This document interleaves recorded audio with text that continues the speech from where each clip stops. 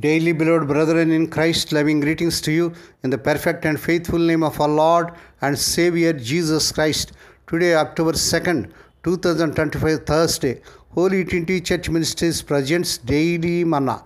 Today's subject, Strange Comfort. Strange Comfort. Now let us open our Bibles and read a verse from 2 Kings 6, chapter 17th verse. Open his eyes, Lord, so that he may see. May God add his blessings through the reading of his precious word. Dear children of God, saints of God, the verse on the card Lisa received didn't seem to match her situation. Then the Lord opened the servant's eyes, and he looked and saw the hills full of horses and chariots fire all around Elisha. 2 Kings 6, chapter 17th verse. I have cancer, she thought in confusion. I have just lost a baby. A verse about angel soldiers doesn't apply. Then the angels began to show up. Cancer survivors gave her their time and listening ear.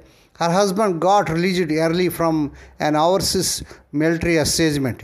Friends prayed with her, but the moment she most felt God's love was when her friend Patti walked in with 2 boxes of tissues, placing them on the table. She started crying. Patti knew she had endured miscarriages too. That meant more than anything.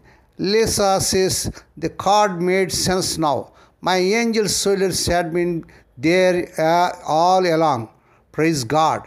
When an army besieged Israel, a host of little angels protected Elisha, but Elisha's servant couldn't see them. What shall we do? He cried to the prophet, according to 2 Kings 6, chapter 15th verse. Elisha simply prayed, open his eyes, Lord, so that he may see. Verse 17. When we look to God, our crisis will show us what truly matters, and that we are not alone. We learn that God's comforting presence never leaves us. He shows us his love in infinitely surprising ways. What's your first reaction when you receive bad news, dear child of God? When you endured a crisis, how did you view God in new ways, dear child of God? May God bless these few words. Now let us pray. Dear Heavenly Father, Holy Father, we thank thee and praise thee for this perfect morning thou hast given us to come to thee and to meditate upon thy word. Bless those who are listening daily and regularly. Bless those who are sharing their word to their friends and beloved ones.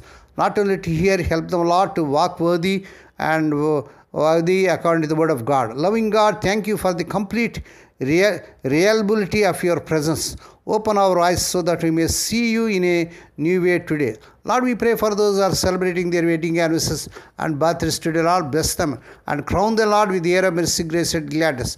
Perform a new thing in their life. Fulfill their heart's desires. Lord, we pray for the sick and suffering. Lord, touch them, heal them.